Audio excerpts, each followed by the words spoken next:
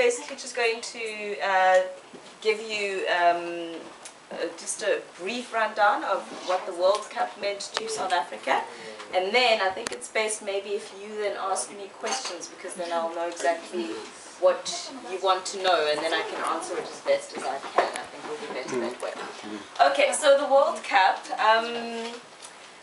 The World Cup began in 2004 for South Africa, right? On the, I think it was the 14th or the 15th of May, when Sepp Blatter announced that South Africa would host the World Cup in Switzerland. So he pulled out the card with South Africa, and we had won it. Thank you very much. Before that, we had hoped to host the 2006 World Cup, which Germany eventually hosted, right?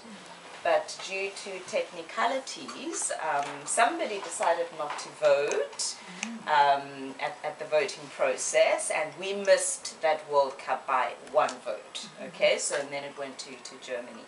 So there was a gentleman that South Africans hated very much after that, because he decided not to vote. He abstained from the voting process.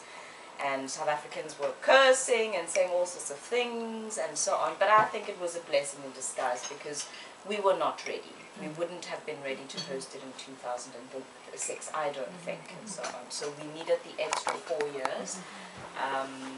But us not winning the bid in 2006 made not just only South Africa, but other countries that have felt neglected and pushed aside over the years to approach FIFA to say that you need to look at a more fair way of distributing the rights to host the World Cup, because you can't have the same countries having the economic benefit over and over again. How many times has the World Cup been held in South America? How many times has the World Cup been held in Europe? It's never been held in Africa, so it's only fair if you start giving the rights on a rotational basis and give other places, other countries, other continents a chance. And I think that's part of the reason why it was given to Africa. And in Africa, there were, I think there were 3 bids. I think our biggest challenger was Morocco. So Morocco was like our closest challenger, but we beat Morocco to host, and so we were given the rights to host the World Cup in 2010. And so it was the best day, that day in May in 2004, and then that's where the work began. The work began, work meant developing our infrastructure, right? We needed to develop the infrastructure. We needed to have the stadiums if we were going to stage the biggest sporting tournament in the world. So it was a lot of work, but we also needed to promote our country in a way that we will attract investment, financial investment from overseas, because we would need the money to build the stadiums, to build the roads, and everything else, and the hotels, and whatever else, and so on. So then the work began. One of the major projects was our first ever bullet train. We have a bullet train in South Africa. Like Shinkansen? Like a Shinkansen. We have, ours is called the Gau train, right? Gau train. How the name came about? Gau is just the first part of the Gauteng province in South Africa. There are 9 provinces in South Africa, and the richest province is Gauteng, right? That's where Johannesburg is. That's the central, that's the economic hub of South Africa. It's actually the economic hub of Southern Africa, if not Africa, you see, because other countries might just contest it, but that's how it is. So that's where all the business happens, in Gauteng, right?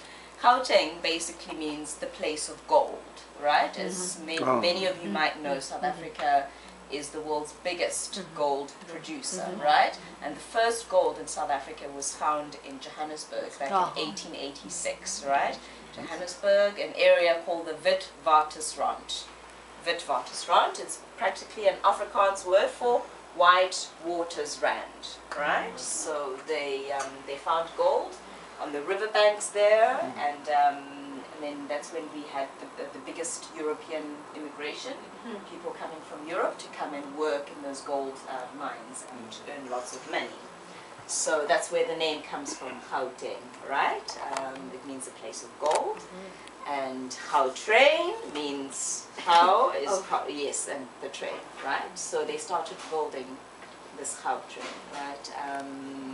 They had to build the highways, the rail, and everything. It all took literally all of that 6 years, right? All of that 6 years, from 2004 up until just before the World Cup kicked off. Just before. Just before the World Cup kicked off, it was ready. 2 days before? It was, yeah, it was ready, but it was only just a certain line that was ready from Johannesburg, an area called Sandton, right? So the richest area in Johannesburg, to the airport, right? So only that line was ready because it was the most important line, because airport means visitors are coming in, and then most of them wanted to stay in Sandton, or they could go to Sandton, and from Sandton they could move around and go to whichever areas, right?